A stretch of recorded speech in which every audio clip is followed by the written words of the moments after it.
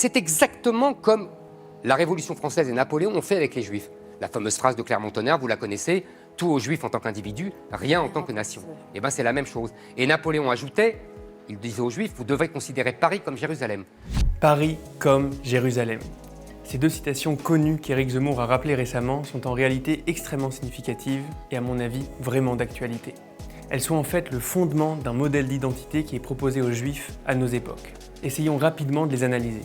Commençons par la fameuse phrase de Clermont-Tonnerre en 1789 « Tout aux Juifs en tant qu'individu, rien en tant que nation », c'est-à-dire proposer aux Juifs le changement suivant. Ne plus se considérer comme appartenant à une nation à part entière, la nation d'Israël, ce qu'ils ont toujours été à travers l'histoire, un peuple qui a vécu plus de 1500 ans une réalité nationale avant d'être contraint à l'exil, mais plutôt se considérer comme des individus au sein de la nation française, qui ont certes une foi et certaines pratiques, mais qui sont partie intégrante de la destinée et du projet de la nation française.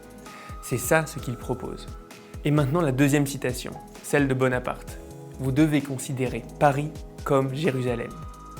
C'est une phrase assez terrible en fait, qui signifie le fait de renoncer à quelque chose de fondamental pour une conscience juive. L'aspiration au retour, la volonté de sortir d'exil et d'exister à nouveau comme peuple à part entière.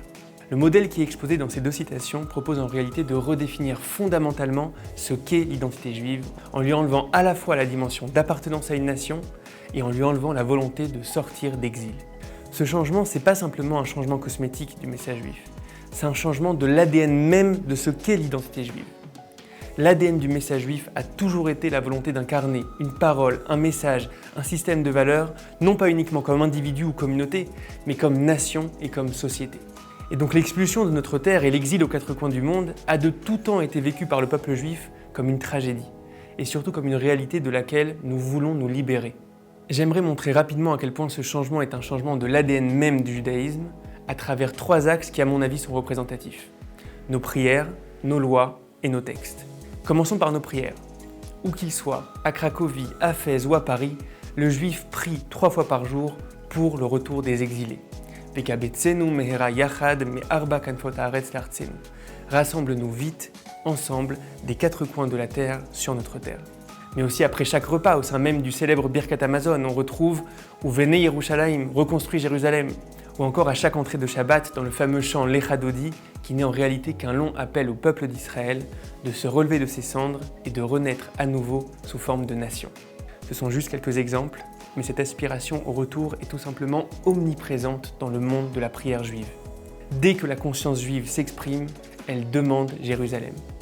Ou comme le dit si bien Rabbi Yehuda Halevi au XIe siècle en Espagne, « Libi bamizrach ve'anochi besof ma'arav » Mon cœur est à l'est, est à Jérusalem, alors que je suis au fin fond de l'Occident. Passons au deuxième axe, nos lois. Nos lois aussi sont sans équivoque. La Torah n'est pas un livre de lois qui ne s'adresse qu'à l'individu. C'est un message qui se présente de manière claire comme structurant une société, une vie de peuple, avec des lois qui concernent la vie économique, la vie agricole et même l'éthique militaire. Pendant près de 2000 ans, le message juif a été amputé de pans entiers de sa réalisation. Mais toute personne qui sait ouvrir un livre sait que le propos de la Torah est d'être vécu au sein d'une société. Et enfin, dernier axe, nos textes fondamentaux.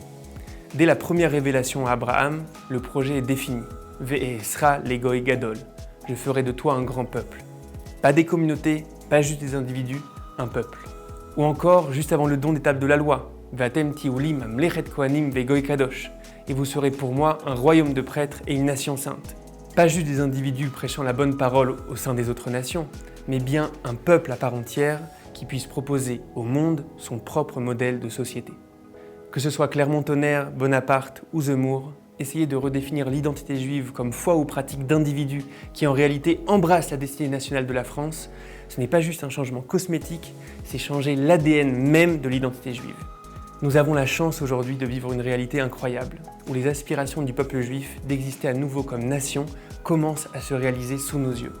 Aucun peuple dans l'histoire des hommes n'a non seulement su garder son identité pendant des millénaires alors qu'il était éparpillé aux quatre coins du monde, mais en plus n'a été capable, après 2000 ans, de se relever de ses cendres, de revenir sur sa terre et de retrouver sa dimension nationale. Et ça se passe aujourd'hui pour nous. Ça mérite qu'on y réfléchisse.